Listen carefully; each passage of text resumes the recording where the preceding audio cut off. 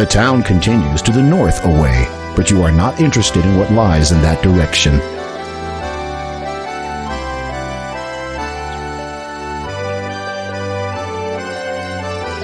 The town continues to the east away, but you are not interested in what lies in that direction.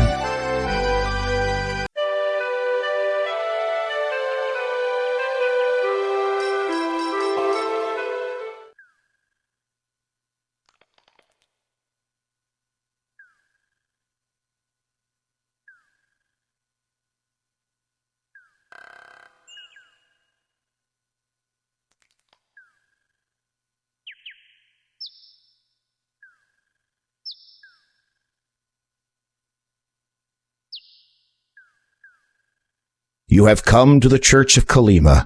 It is said that all are welcome, and that the monks living here often help those in need. You have come to the...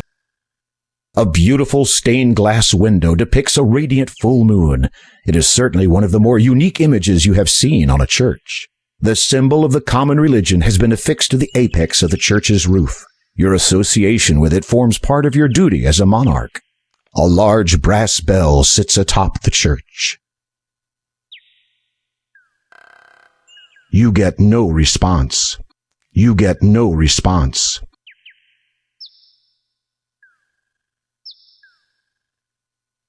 The door appears to be barred from the inside. The church must not be open at this time.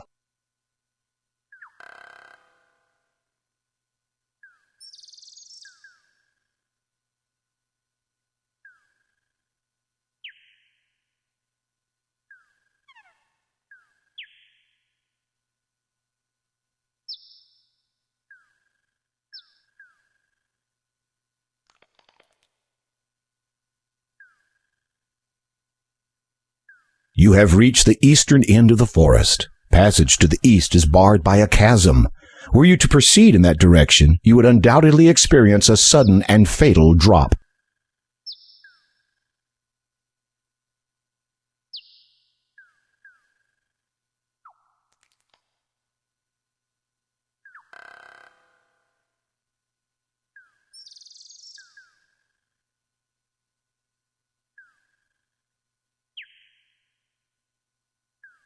Bushes abound in the forest.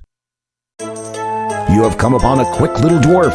Dwarves have a bad reputation for stealing treasure. Be careful.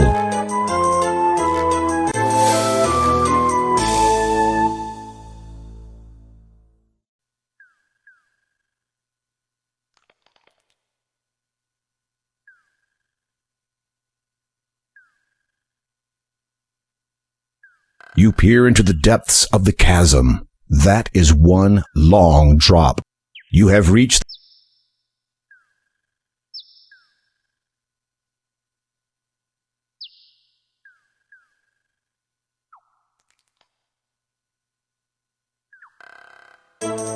You have come upon a quick...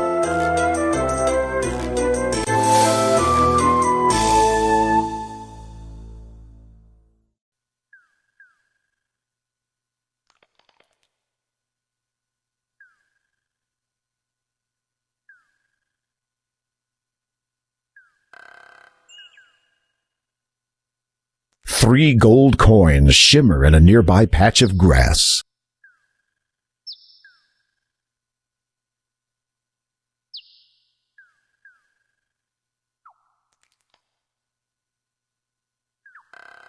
Three... Oh no, you've been caught in a trap. Whoever set it will probably return soon.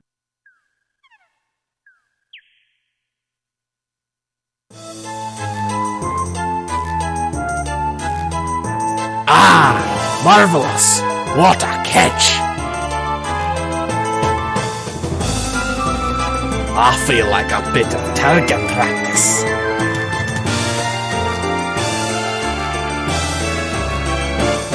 There are safer ways to trigger a trap, or didn't you notice it?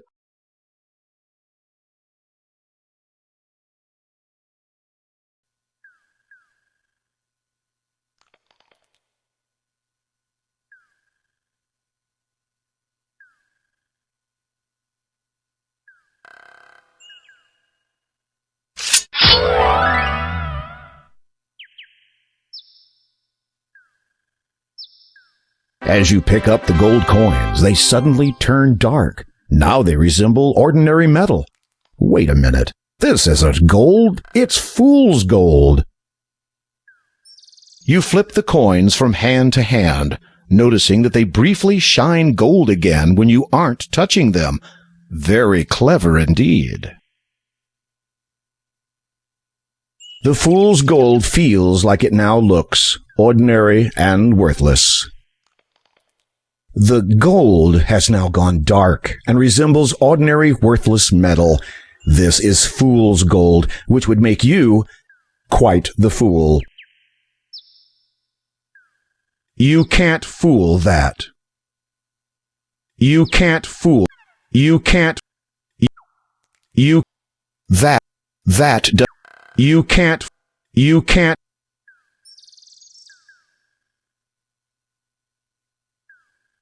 Nothing happens.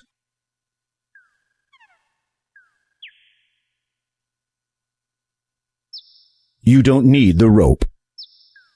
You don't need the rope.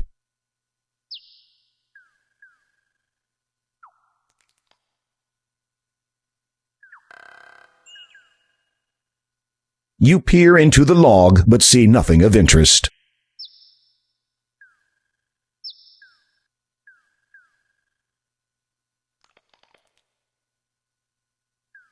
There's a log nearby. There's a log nearby. You peer into the log but see nothing of interest.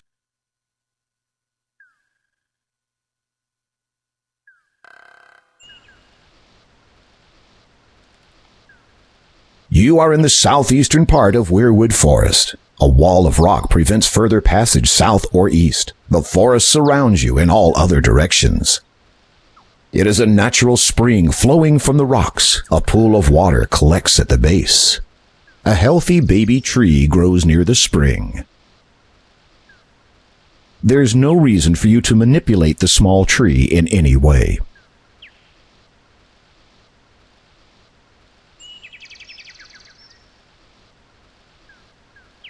You taste it. Ah, fresh spring water. Don't throw that into the spring.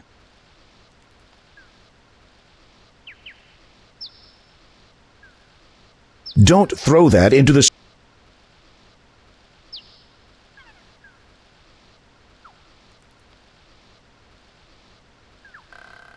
A stream of water flowing from deep underground forms a small pool here.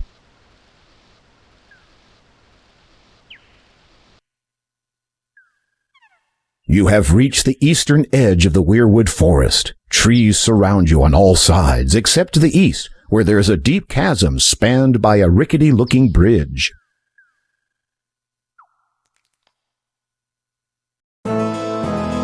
You have run into an evil enchanter. Get out of here fast before he turns you into something.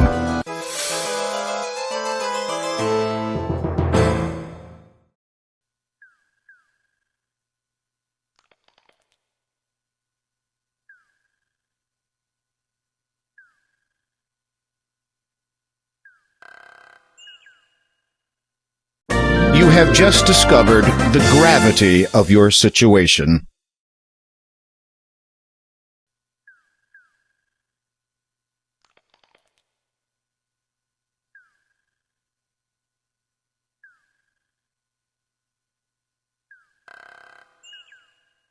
You are standing in an area surrounded by a deep chasm and a mountainside. The only exit is the bridge spanning the chasm to the south. Oddly, the short path runs up to the mountain wall here, but leads nowhere else.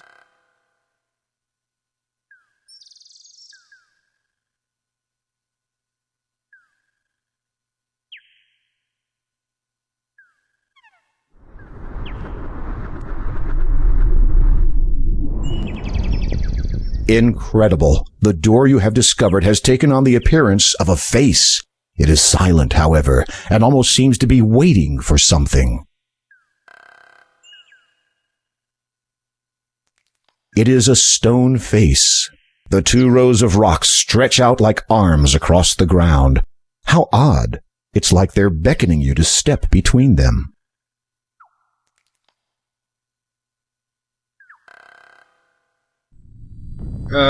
Greetings. I am King Graham of Daventry. Would you by any chance know of the way to a strange island on which stands a quartz tower in which a beautiful woman is being held captive? You feel more than a little foolish. Surely a door, even one with a face, would neither hear nor understand you. I am the door of destiny. I am sought out by many, found by few, and opened by none so far. For indeed, only once can I be opened. Such is the magic that I am. Through me will you find the destiny you seek, if you cannot perform a task. Anything! You feel intense exuberance that you have come so close to your goal in such a short time. You must bring me the gems of nature. I beg your pardon? The stone door rumbles from deep within. For a time, it says nothing. And then... Gems of 3 I ask of thee to fetch, collect, and bring to me. In water shall you find the first, though not the type to quench your thirst. Spy the second, high in the sky, with wings or no, thou still must fly. Through swampy mire, so it is heard, in lone dark castle lies the third. Should you succeed, my noble king, to your fair maiden I will bring. I warn you though, you should beware, a danger cloaked awaits you there. Without warning, the stony face falls silent. As you watch, it gradually smooths out to become the mountainside face once more.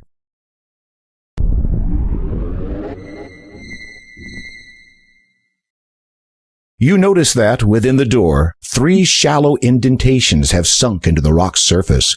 Presumably, the 3 gems of nature must fit here. Now all you have to do is find them.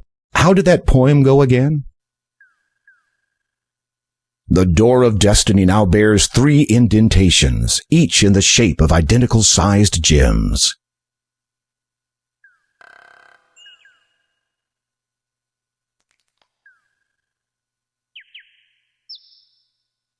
Touching the door of destiny further will not aid you. It has stated what it requires before it can open. You had best venture forth and collect the gems.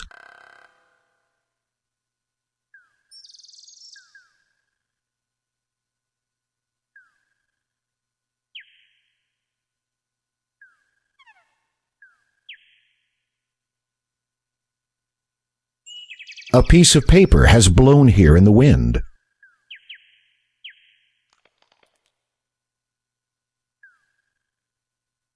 The paper is torn and dirty. It looks like a flyer of some sort. You smooth out the torn and tattered paper and read, "Curios I have, to the town do come, awaiting I am." You smooth out the torn and The paper is torn and dirty. It looks like a flyer of some sort. You smooth out the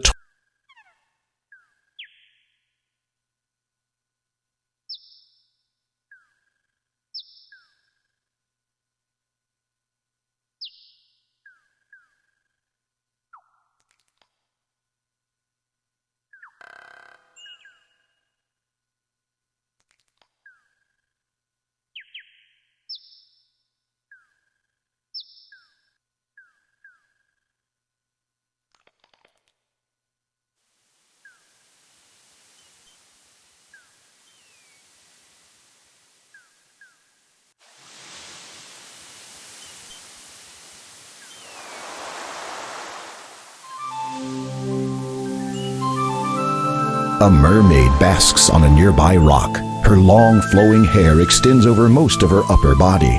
The green scales on her lower body sparkle as she basks in the sun. You say a few words to the mermaid. It quickly becomes apparent to you that she cannot understand your strange speech, let alone speak it.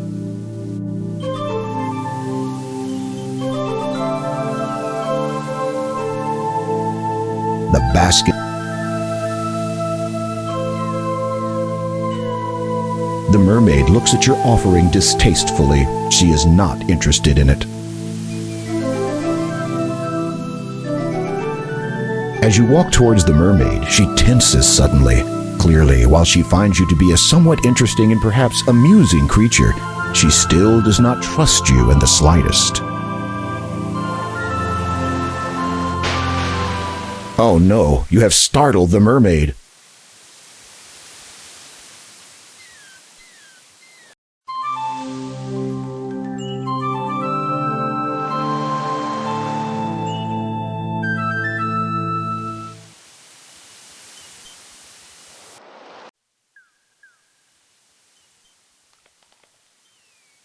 This is a pleasant meadow. A serene lake soothingly covers most of this area. To the west, you can see the beach. To the east lies Weirwood Forest. A very unattractive baby bird paddles around in the small pond. It looks like a duck.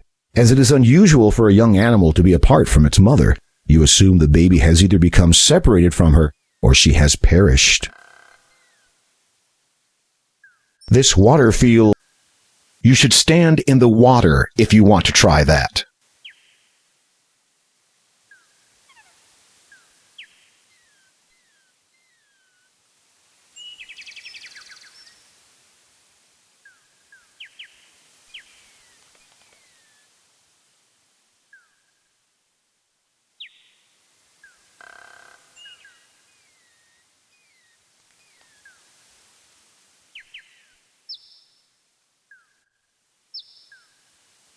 You walk into position and try to catch the baby bird. Though you are quick, the small bird is quicker. It darts along the water out of your reach. You will not be able to catch it with your bare hands.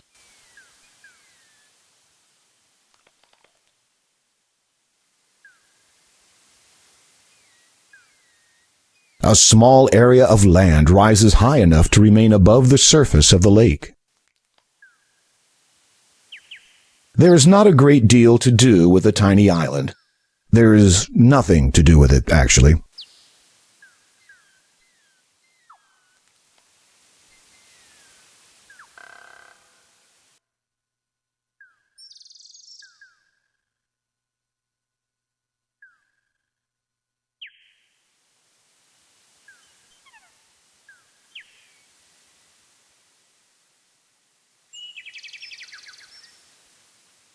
You hand the basket to Possum.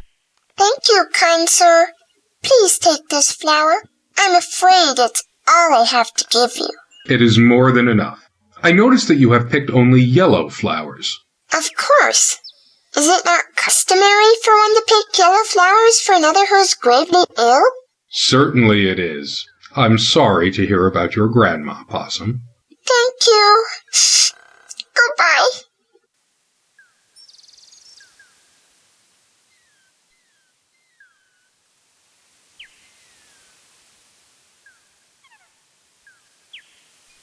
She loves you not. The yellow flower is very pretty, but has a sickly smell. You can't. This flower has a sickly smell, which is probably why it represents sickness.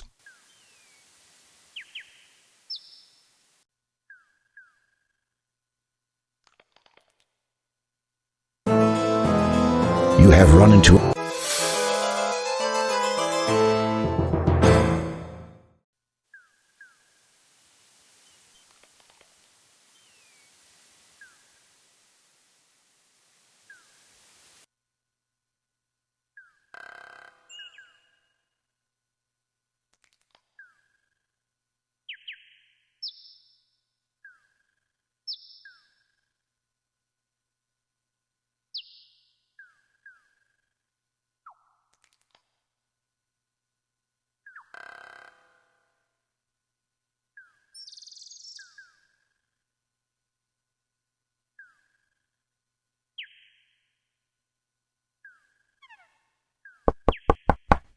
You rap on the treehouse door and wait a moment, but get no response.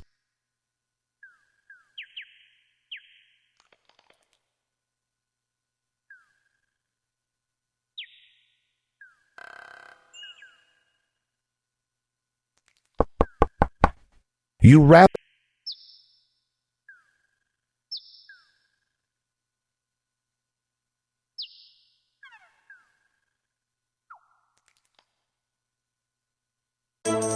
You have come upon The sneaky little dwarf caught you by surprise. Did he steal anything from you?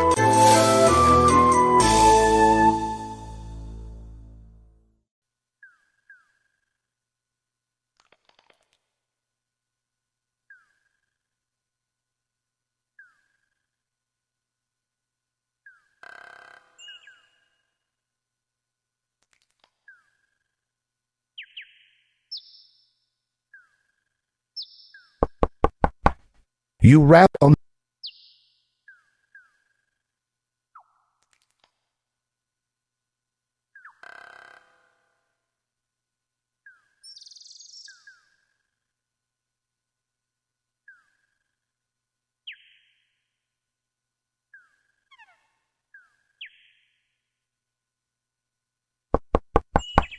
You rap on the treehouse.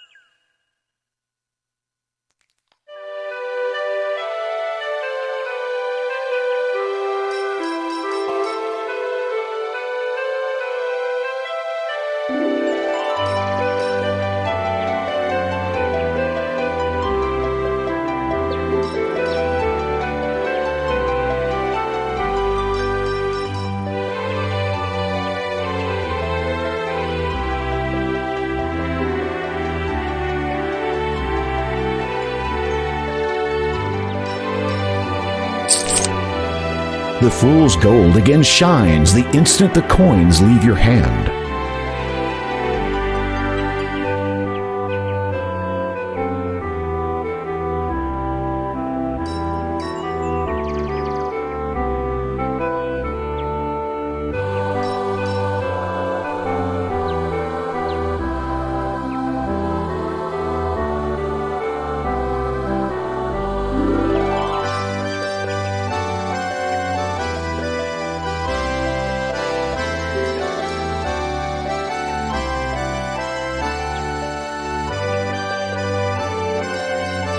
Three coins in the fountain.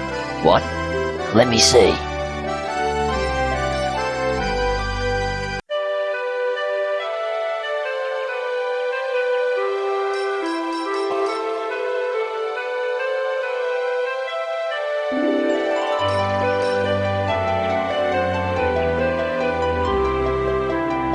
Haha, got him. In his haste, the merchant pockets the coins without even looking at them. It seems he didn't even realize that they were fake. Uh-oh, looks like he's heading back to his stand.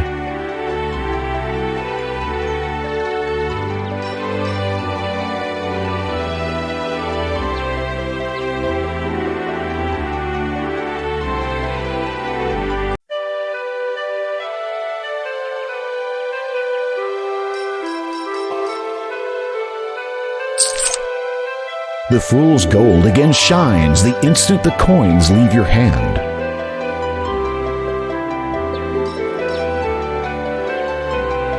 Three coins in the fountain. What? Let me see.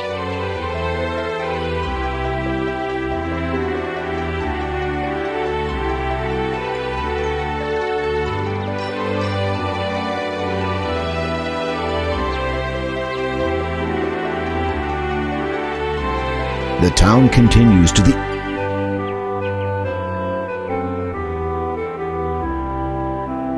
Haha, got him. In his haste, the Uh-oh.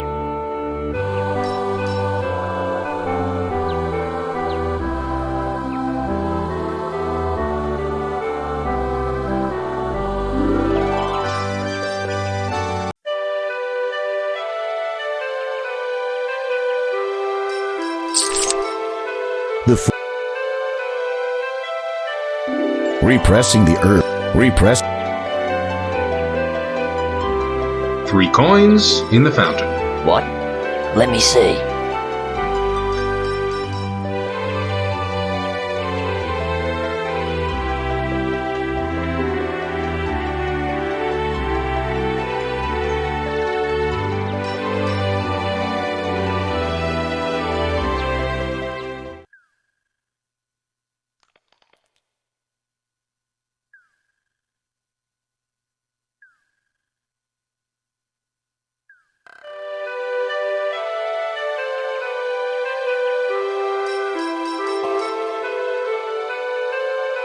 Considering that this is a magical pumpkin, capable of thought and speech, eating it might qualify as barbarism, if not cannibalism.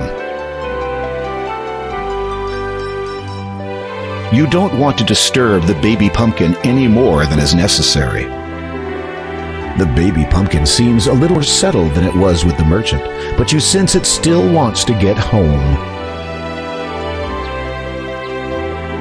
The mother of this baby pumpkin would not appreciate that.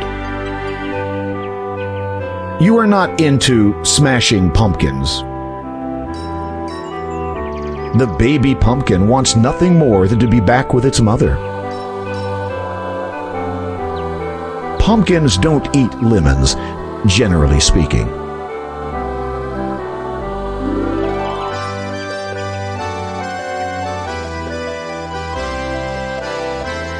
Greetings again, merchant. Yes, many greetings. Need you have now for my wares of great specialty? What wares do you sell, good merchant? For yourself, behold them. You look over the merchant's wares of great specialty and quickly reevaluate them as junk. You seem to have quite a selection of, well, quite a selection. A keen eye have you. In an item or two provoke interest I might? A daunting task. Rather, by all means. This I have. You appraise the object he holds up to you. It is a simple shell, intricately fashioned into the shape of a comb.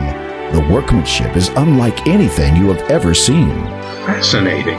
Where did you find such a thing? Oh, old it is. From ancient times descends. Valuable, without question. Royal property, former, to be sure. You consider his story. Then you begin wondering which beach he found it on. If I were to, say, purchase the shell, what would it cost? A trifle would you expend 7 golds. I fear that I did not bring any money. Curiosity, I find, in one who travels but with nothing to barter brings. Good point. Might you trade the shell comb for something? The merchant ponders over this for a moment. Of value, many things are. Of fancy, only one I have. And that is? Pearls. From curiosity, have you knowledge of the speaking pumpkin that once sat here? Misplaced it has become. Speaking pumpkin? Oh, that. No, I do not see it anywhere. Sorry.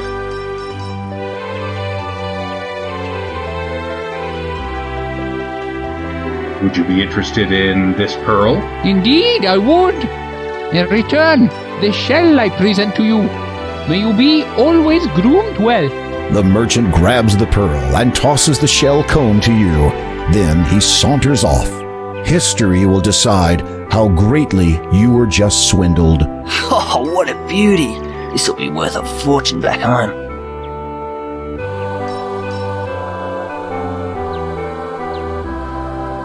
Your feather is fine. Your feather. You You admire the level of artistic skill that went into this simple grooming tool. How ingenious! It's a shell which has been intricately fashioned into something resembling a comb.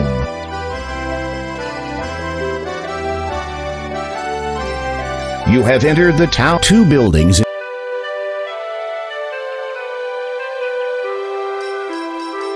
The door is locked. A sign. The sun's position in the sky indicates it is currently midday. The owner must not be an early riser.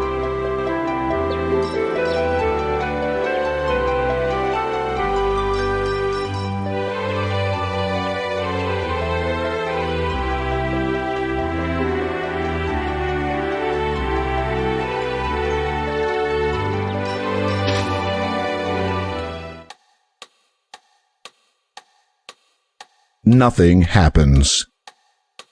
The baby pumpkin wants nothing. The librarian has no interest in that.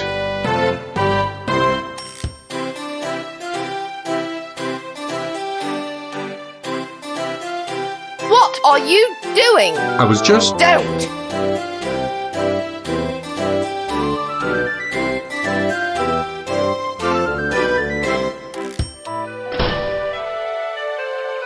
This horse must have skipped lunch. You'd never speak to a horse, of course. This horse is only interested in eating those flowers. The horse doesn't belong to you, Graham. Just leave it be.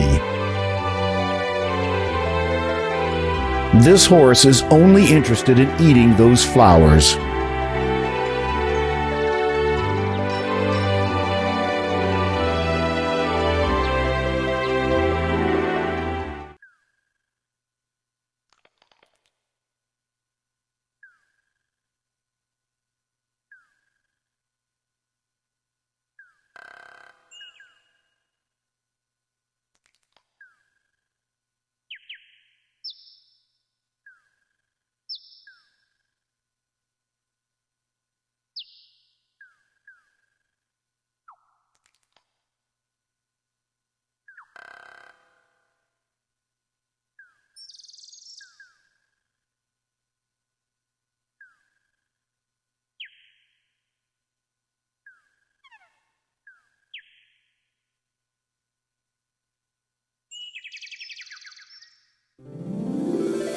My baby!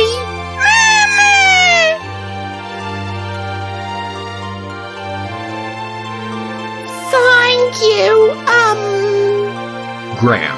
Thank you, Graham. Here, take this. Maybe this useless trinket of Haggadis will be of some use to you. Serves you right for not enabling me to protect my kids.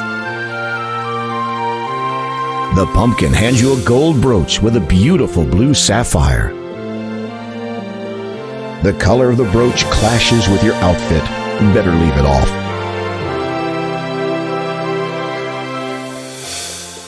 The center stone is smooth to the touch.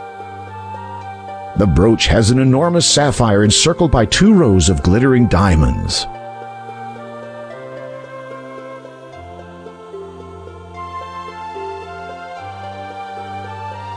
Is there anything more I can do for you? Me thirsty, Mama. Now that you mention it, my baby is feeling a bit poorly. After all, living in a bowl ain't too good for your health, you know. No, I did not know that. What would make your baby feel better? Fresh water, naturally. Of course. Not too sweet, though. In fact, the more bitter, the better. My children are very particular about what they drink. I will see what I can do. The baby pumpkin isn't remote. What do you want us to do with that? Well, I thought... You thought? I'd say that's the problem right there.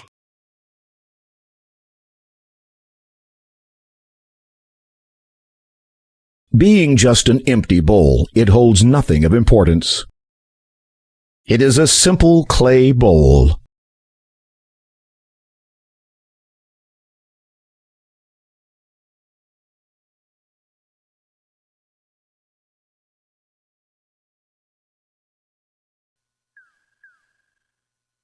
A beautiful, majestic white swan gracefully glides across the lake. What an adorable baby swan!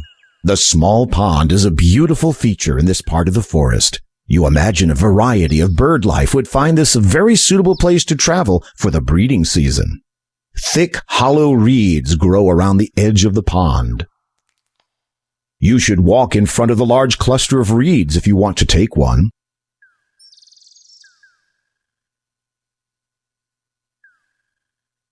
You should walk in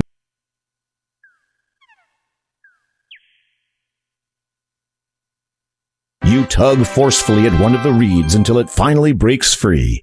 You put it away and carry it with you. You blow through the reed.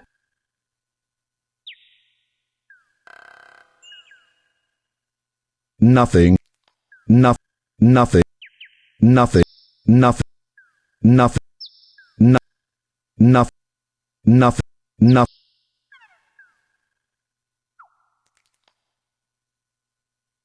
You consider that this water might be fresh enough to drink, but then decide that more than a few animals might have bathed in it.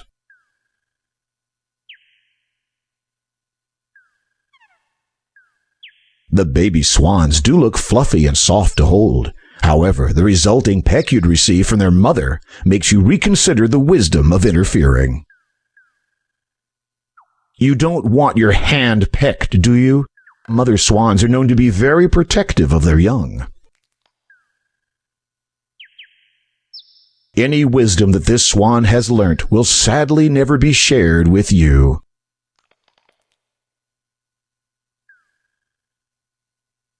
The small pond is a beautiful feature in this.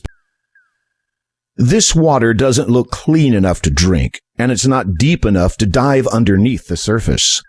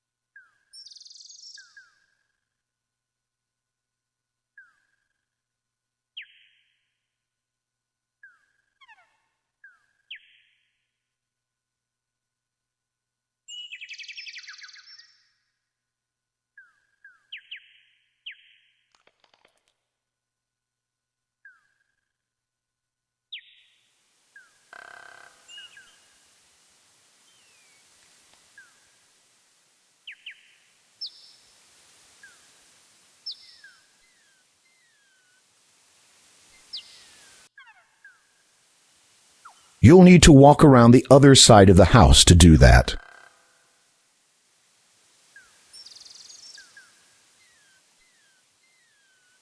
You attempt to open the door, but find it is locked. You think you can hear the sound of labored breathing inside, and decide against causing any further disturbance.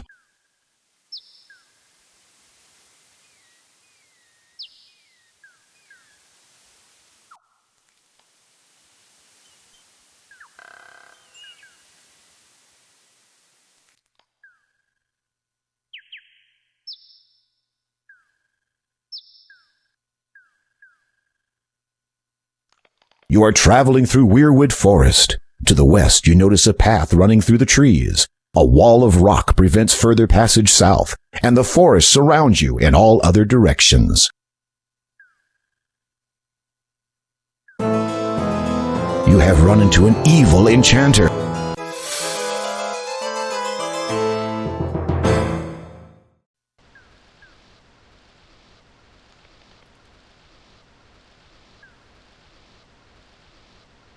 You fill the bowl with the fresh spring water. After using your sword to cut the lemon's surface, you squeeze some of its juice into the bowl. Then you discard the lemon.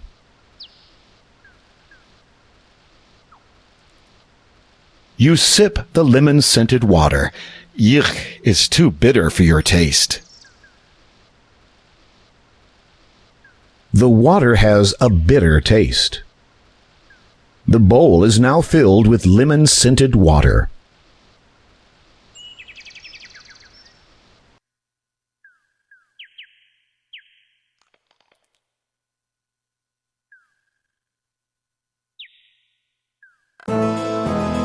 have run into an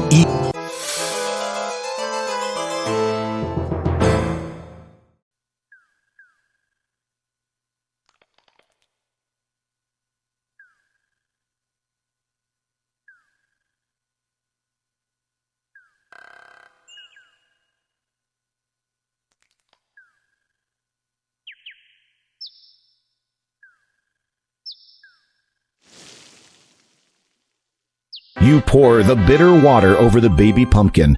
It seems to like that. Thank you again, Graham. Here, take this. The pumpkin reaches into her head and pulls out a candle, which she then hands to you. That thing has been jammed in my head for as long as I can remember. I know it ain't much, but maybe you'll find some use for it. Thank you. Don't mention it. Besides, it's really hard for me to sleep with that thing lit up inside my head all night. You attempt to mold the candle into a wax miniature, but the candle remains unimpressed. You attempt to mold the candle. The candle is unlit. A word of warning.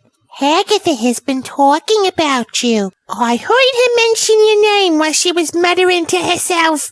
She does that when she's inspected her valuables. Anyway, I'd stay clear out of her way if I were you. I appreciate the advice. Will Hagatha not be angered when she discovers you've given your candle away? What's she gonna do? Turn me into a pumpkin? Good point. Besides, I could just blame the dwarf. He's earned himself a bad reputation from the day he moved here. Pity no one can catch him, not even Hagatha.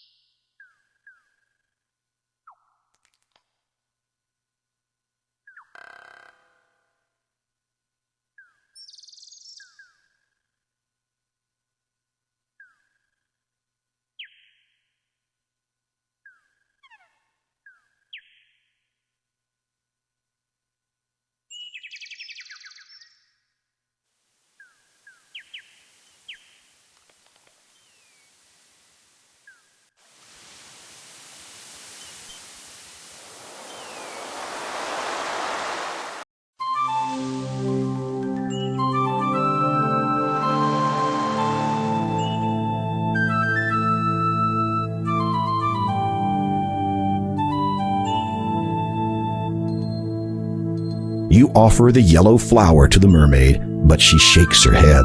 Apparently, she either doesn't like flowers, yellow is not her color, or she already has a beau. Never mind. You prefer women with legs.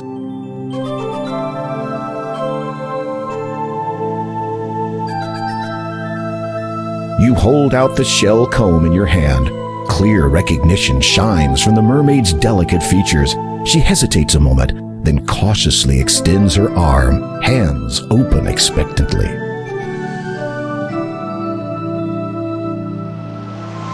You gently place the shell comb in her palm.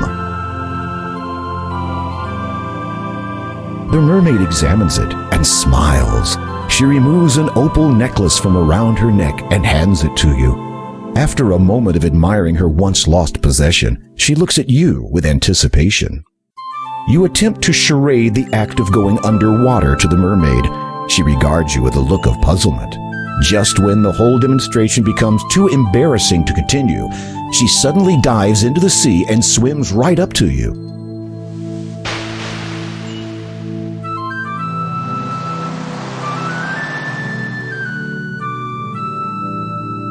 After giving you a rather intense kiss, the mermaid dives under the water again. You wonder where she has disappeared to. Then suddenly, you feel a pulling at your legs.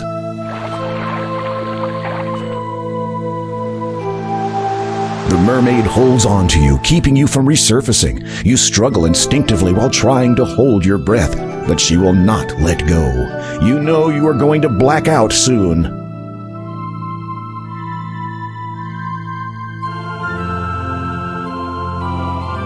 Wait a minute, you're still breathing. How can this be? Could it have been the mermaid's kiss? Speaking of which, where has she gone to this time?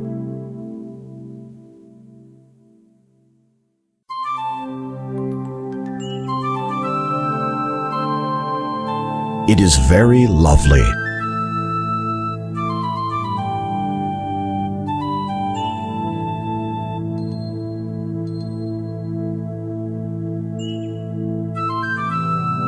The seahorse is waiting for you to mount its saddle.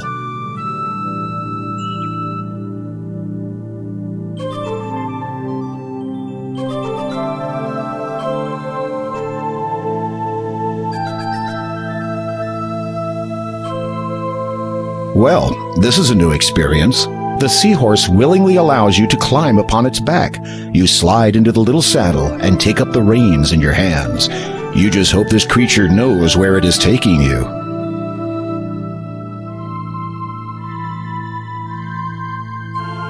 After a time of traveling through ever-deepening water, you arrive at a massive stone archway. Passing through it, you notice it is covered with many different intricate symbols, none of which you recognize. Mer writing, perhaps? As you emerge on the other side of the arch, a grand sight greets your eyes.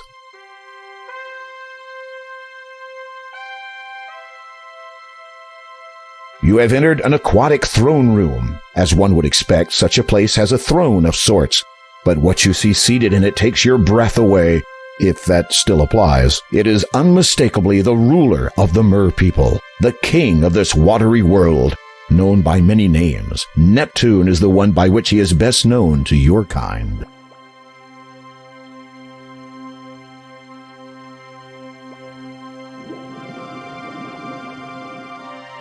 It is very lovely. It was a gift from one of the Mer people. Keep it. Touching the necklace reveals that the opal is perfectly smooth. You try to place it around your neck, but it doesn't fit over your head. It is a simple but carefully woven pendant of seagrass. A shiny opal dangles from it.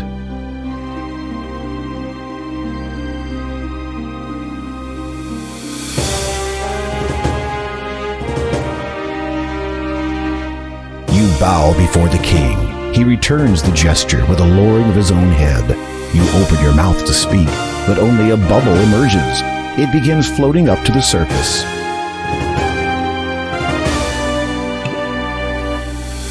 You watch as your air bubble divides in two. Incredibly, each half maintains its semi-spherical shape. You take the half bubbles in your hands and position them respectively near your mouth and ear. A deep, elegant voice instantly booms from them. You are welcome here, human. Thank you. I am King Graham of Daventry. Your courtesy depicts your stature. What is it you seek here? You explain that you are seeking the 3 gems of nature, and that you believe one of them to be somewhere in this realm. You demonstrate the approximate size and shape of the gem, then mention the Door of Destiny and what you hope to find on the other side. I do have that which you are seeking, and know of the Door of Destiny. It is very old. Its origin is known to but a few. What I possess was known to the ancients as the Birth Gem. In the realm of the Mer people, it is called the Water Gem, for without water, life cannot begin. Might I have this gem, Your Majesty? I shall let you have the gem, but first I must ask you to earn it by way of performing a service for me. You are about to say anything, but then remember what you heard the last time you said that word to the stone door. Instead, you just nod and allow Neptune to continue. My trident, the symbol of my power and the strength of my people, has been stolen. A faint mumbling can be heard through the ear half of your bubble. This event is obviously of concern to those in attendance. It is believed that one of our allies and neighbors have taken advantage of the Mer people's kindness, and that their own king now has possession of the trident. If you can reclaim it in the name of the Mer people, I will grant you ownership of the water gem. Will you do this, King Grim? The murmuring has stopped. All are awaiting your response. I would be honored to reclaim your trident, Your Majesty. My sentries will escort you to the border between our two kingdoms. You may continue to use that steed to hasten your journey. It is my best, my sincerest hopes that you do not fall victim to the Sharkies. As you prepare yourself for this new quest, a sudden pang of apprehension seizes you. Did the king just say Sharkies, as in sharks?